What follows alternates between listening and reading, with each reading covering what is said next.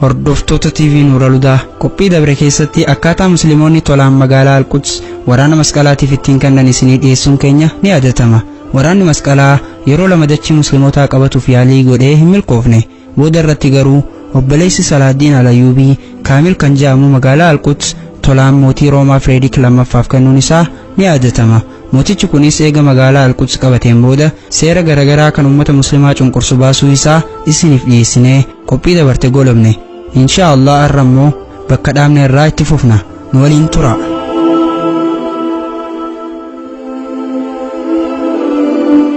Waraanni masqalaa jaaffaan magaalaa Al-Quds haala kennaa addaatiin obboleessa Salaadiin irraa eega argateen booda hawaasa musliimaa magaalattii seera adda addaatiin cunqursuu eegale. Akkasumas humna waraana dabalataa Awurooppaa irraa fiduudhaan magaalaa Beetleemii fi Naazireetis to'annaa ofii jala oolfate. Yeroo kanatti garuu obboleewwan Salaadiin keessaa inni tokko adeemsa isaanii kana hin jaalanne. Booda irra deemanii dachii musliimaa hunda qabachuun isaanii waan hin oolamne ta'uu hubate. Dura dhaabbachuu murteesse. Garuu waraana gahaa isaan dura ittiin dhaabbatu hin qabu. Kanaafuu gargaarsa alaa waammachuun dirqama itti ta'e. Gosa Khawaarizmaa jedhaman kan dachii Iraan irraa ari'aman waammatee waraana masqalaa dura akka dhaabbatan godhe.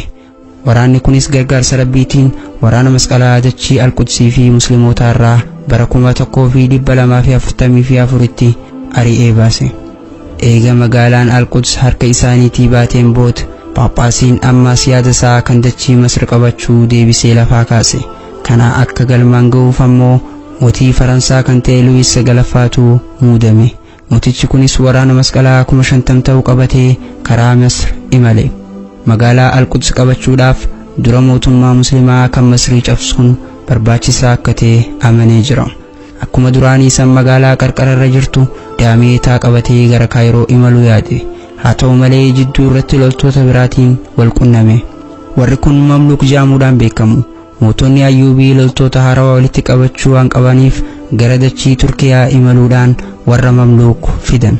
Uummanni kun duraan musliiman turre. Dura leenjii waraanaa akka fudhatan godhame. Itti aansuun islaamummaas akka baratan taasifame. Haala kanaan warri Mamluuk kunis loltoota akkaan jabaa tahuu danda'aniiru.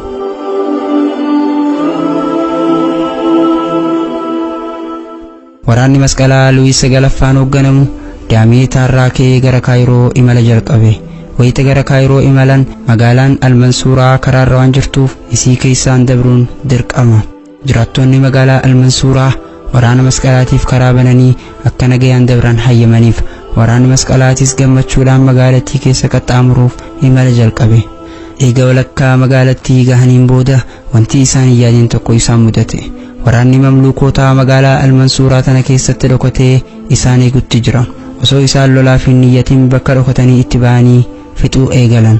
Hoogganaa waraana masqalaa Luwiis Sagalaffaas qabanii gara mootii Al-Mansuuraa geessan. Waraanni masqalaa torbaffaanis haala kanaan kasaaree dachii Arabiyaa keessatti dhabamate. Musliimoonni injifannoo guddaa argatanii dachii isaanii nagayaan bulchuu jalqaban. Musliimoonni injifannoo argatanii gammadanii jiran. Obboleewwan Ayyuubiitis biyya isaanii nagayaan bulchuu jalqabanii jiru.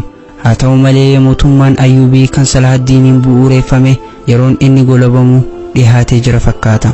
Mamluukoonni humnaa fi baay'ina qabanitti gargaaramuudhaan mootummaa Ayyuubii kuffisuudhaaf lafaa ka'an.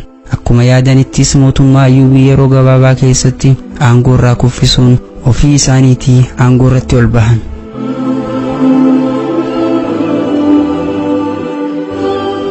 Mootummaan Mamluuk aangoo yeroo qabatutti wanti hundi laaftuu isaaf hin taane. Waraanni masqalaa ammas magaalaa Al-Quds qabachuuf yaada qabu hin dhiisne. Amma garuu wanti sandaranii ulfaataan tokko gama baatii itti as deemutti jira. Innis waraana Mongoolotaati. Waraanni Mongool nama Gingis Khan jedhamuun durfamaa dachii Mongooliyaa irraa ka'ee gara bahaa deemuu jalqabe. Kaayyoon isaa waan tokko qofa, impaayera guddaa Mongoolotaa ijaaruudha. Kana gochuudhaaf ammoo impaayeroota yeroo san jabina qaban hunda barbadeessuun dirqama. Jalqaba irratti Afgaanistaan, Iraan irratti waraana banee magaalaa musliimaa hunda to'annaa isaa jala oolche.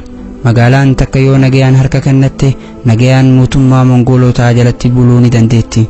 haa ta'u malee yoo finciltee waraana Mongool dura dhaabbatte badii guddaatu isii eeggata.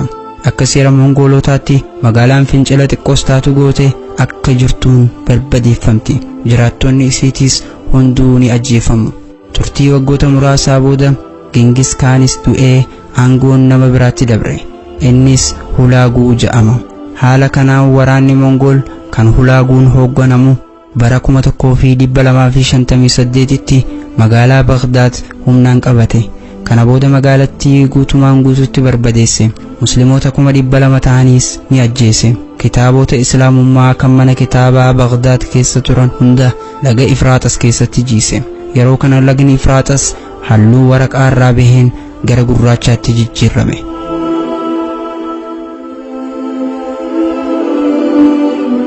Adeemsi waraana Mongool ammas hin goolabamne. Mootummaan Abbaasiyyaa kan Baghdad jiru barbadaa'ee jira.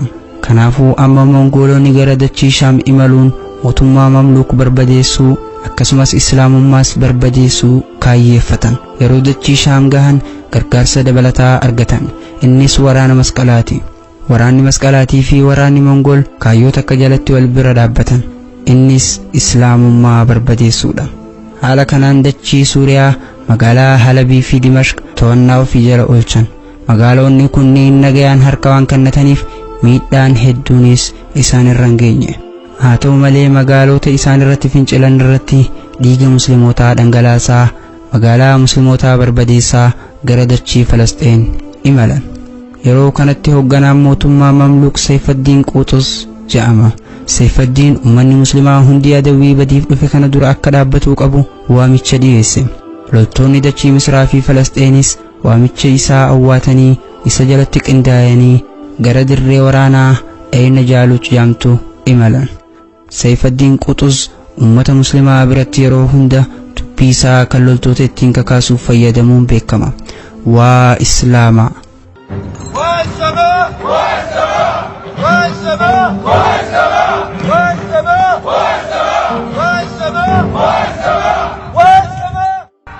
Kana booda bara 1260tti waraanni muslimaatii fi waraanni Mongool walitti seenan.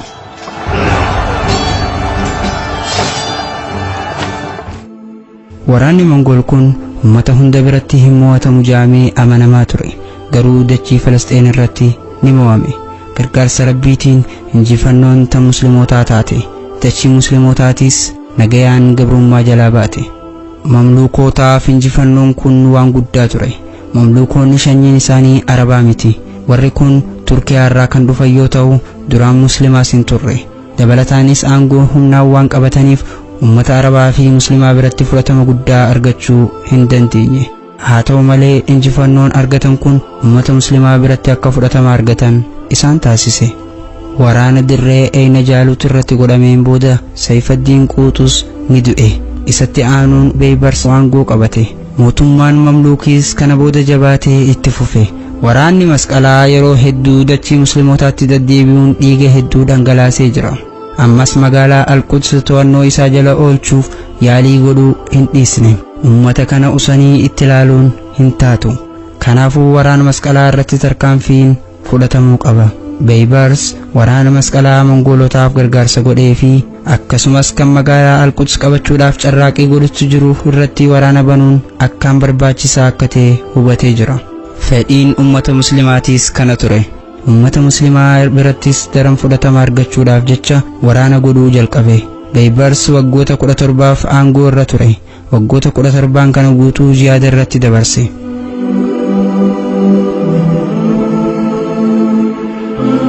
Beybars waraana Masqalaa irratti tarkaanfii fudhachuuf Masriin irraa ka'uun gara dachii Shaam imala jalqabe. Magaalota jidduu kanatti warra kiristaanaatiin qabamanis to'annoo ofii jala oolchaa fuulduratti tarkaanfate.